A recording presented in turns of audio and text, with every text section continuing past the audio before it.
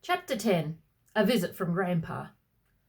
Charlie was tired and he was glad to be heading home after a long day at school. The biology exam had been nothing short of the purest torture. He felt like he could never fully enjoy anything ever again. The exam had been so painful, so dull, so unfair, so... "Grandpa Charles is coming! Grandpa Charles is coming!" Lizzie and Izzy grabbed his hands and spun him around the lounge room almost the second he walked in the door. "Grandpa?" Charlie looked at the pair, dumbfounded. "Yep." The pair grinned back. "Oh my God! Grandpa Charles is coming! Grandpa Charles is coming! Grandpa Charles is coming!" They danced around the living room. Charles Hauser had been working in Central Australia as a teacher. He had been pretty close to retirement the last time Charlie had spoken to him, and he was looking forward to coming back to Pleasantville. "Will you lot can it?" Thomas walked in. "Why is Grandpa coming home? Is he retiring?" Charlie asked. "Yep, he's been told he's far too old to continue working, so he's off to the happy old fart's home." Thomas sat down on the couch. Joe will be pretty thrilled too. He, Grandpa Charles and Grandpa Timmy were the best of friends," Izzy said, unable to contain her excitement. "Oh, those two will be able to chat about the old times. I bet they have a lot of stories from the war they can share," Lizzie added, bouncing around the room. "He can show me his old sword fighting moves," Charlie grinned. Thomas and Betty were a match made in heaven, as the Begleys by trade were blacksmiths and metalworkers, while the Howards had a history of sword fighting. "He can babysit you three while your mother and I get some quality time together," Thomas thought out loud. No more siblings, no more siblings," the three children cry out. It was late Saturday morning when Charles arrived at the Begley house. Betty had gone to pick up her father from the airport in Bris Vegas, while Thomas and the children got his new accommodation sorted. They were just putting the television in position when a car pulled up at the apartment. "Grandpa Charles! Grandpa Charles!" The three Begley siblings ran out of the apartment towards their grandfather. "Hey, kiddos! Look at how big you all are." Charles climbed gingerly out of the car. He hadn't aged well, and his joints were stiff and sore. "Grandpa, let me take your bag." Charlie grabbed the old man's luggage. "Come on, Grandpa, we cleaned up everything for you." Izzy grabbed his hand while Lizzie got the door. Charles smiled at the three and sighed as he walked in the door. "Guess it's true then. I am old and retired." He looked around the room. "Did we set everything up right, Grandpa?" Lizzie looked up anxiously. You guys did amazing, thank you." Charles sighed. "You're coming to our place for dinner tonight, aren't you, Dad?" Betty asked, looking at some of the art on the mantelpiece. "Of course I am, dearie. Just let me go and get freshened up."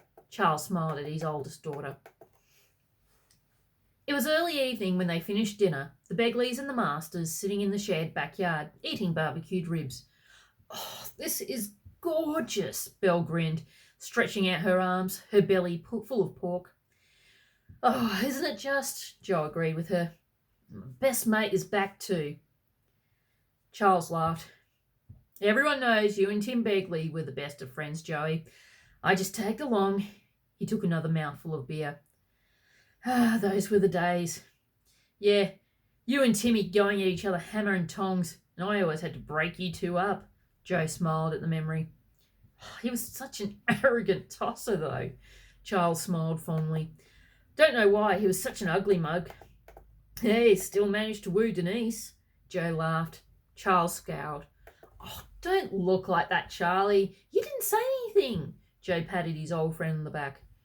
"What happened?" Izzy asked innocently. "Your grandma Denise Fairweather was the most beautiful woman you ever saw. I was madly in love with her until your grandpa Tim got a hold of her." Charles sighed melodramatically. Inside, the wound still burnt hot. "Tim had a way with women." "Thomas seems to have gotten his mojo from him," Peter laughed.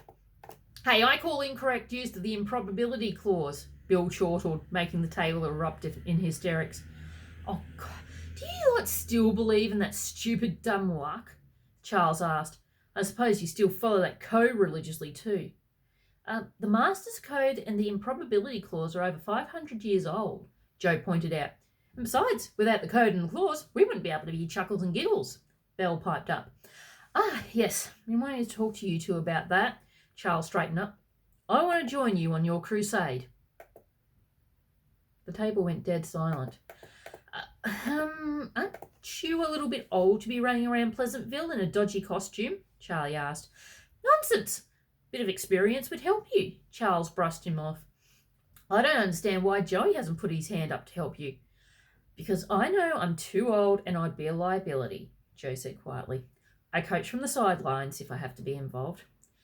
Ah, I see. Being the strategist, as it were, Charles frowned. It was my job. Joe narrowed his eyes at Charles. Was hiding behind the code your job too? Charles shot. You know I'd never willingly take the life of another. No one should ever be expected to, Joe snapped. We had no choice. It was war, Charles fired angrily. You're still a coward, I see. You take that back. Peter and Bill roared furiously. No one called their father a coward. You and Tim always hiding behind those old family traditions which should have died out a long time ago. Charles muttered bitterly. At least one of us has gumption. Charles, listen to me. You know you can't go out and fight anymore. Even these two shouldn't be out there. Joe tried to reason with his old friend, but Charles was having none of it. At least your daughter seems to have her priorities straight. He looked at Belle, who recoiled and hid behind her father. I still follow the code. So does Charlie, she said quietly. Charles narrowed his eyes at his grandson. No, you need to listen to me and stop relying on these outdated methods that this old man preaches. He nearly got us all killed 40 years ago with his stupid moralizing. Charles frowned. If you're going to do a job, do it right. If you're too scared to get blood on your hands, then leave it to those who will. It's not about being scared, Charles. It's about doing the right thing and following the rules. Joe began to seethe. Peter and Bill stood behind him. What are rules if they allow people to get hurt? Charles fought back. It's not the rules that are getting people hurt. It's the people who can't be bothered following the rules that are doing the damage. Listen to yourself. Joe stood up, an imposing figure in front of his two sons. Boys, sit down. Why ruin a lovely dinner? Betty tried, but it was cut off by her father. You listen to yourself. You're a coward, you always have been, and now you're trying to stop the one member of your family who has any guts from fulfilling a very noble destiny. Charles stood up too, just as furious. Grandpa, please just sit down. We're trying to do the best we can, and Joe is right. You'd only get in the way and cause issues, Charlie tried. You still don't need to follow that stupid code. If you had disposed of Revolver and Marion properly, then you wouldn't be sitting here on pins and needles waiting for them to get back out and cause harm again. Charles bellowed. Yes, but that would make the children as bad as the ones they're fighting. Joe tried to reason with the now irate man. Well, at least the city would be safe. Charles growled. At the expense of children's innocence? Joe glared. How can any child be innocent in this day and age? Charles sat back down. You're a fool, Joey. An old fool. We'll just see about that then, won't we? Joe continued to glare. I can't believe you'd sacrifice your own flesh and blood. Sometimes sacrifices need to be made, Joe, and don't you dare judge me for mine. Charles was back up again, knocking over his chair. Maybe we'd best get out of here, Belle whispered to Charlie. Don't you dare leave this table, Charles rounded on her. That did it. Peter stood between the two and glared threateningly at Charles. Beauty, please leave the table, he said coolly. Belle skipped off away as quickly as she could. This was one fight she did not want a bar of. Don't you move, young man. Charles stopped Charlie from walking away. You're not a coward like her. Peter growled. Charles eyeballed him. Go on, hit me, or are you just as cowardly as your father? He taunted the oldest master's son. I don't hit unless I'm struck first, Peter replied. He felt his father's hand on his shoulder. You're a good boy, Peter. You and Bill head inside with Belle, he said. Peter nodded and headed back inside, his brother putting his arm over his shoulders. Joe looked at Charles and shook his head sadly. I'm sorry about dinner, Betty. I know you went to a lot of trouble to put this together. I thank you for inviting us, and hopefully we can get together some time without the arguments. He walked back inside where Peter and Bill were comforting a shaken Belle. Well, that was a bit of a downer. Thomas sighed as the Megleys cleared the table. I have half a mind to never invite those masters over again. Betty seethed. Thomas was taken aback.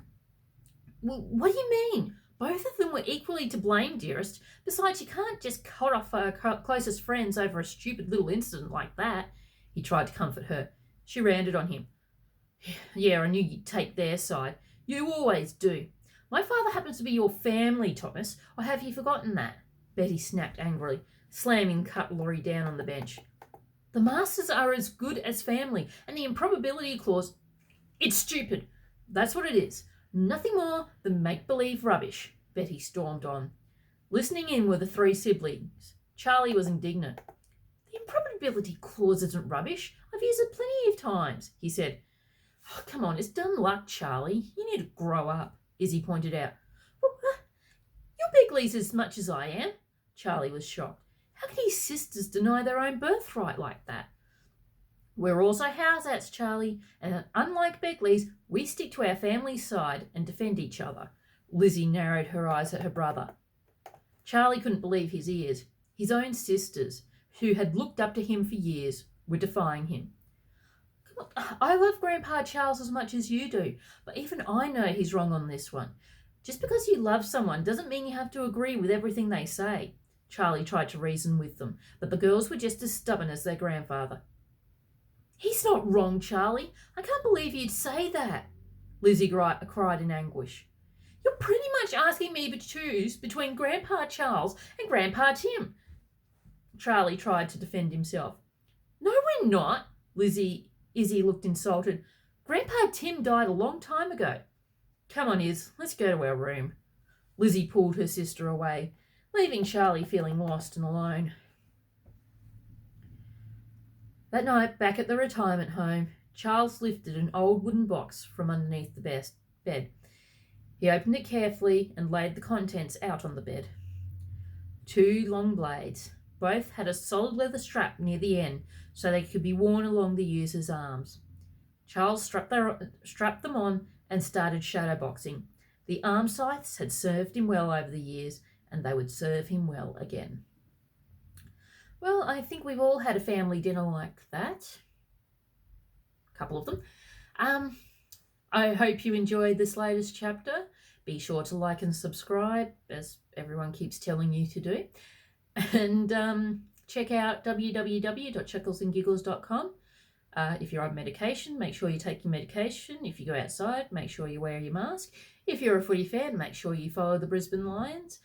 And make sure you take care of yourself, your loved ones, and have a great day.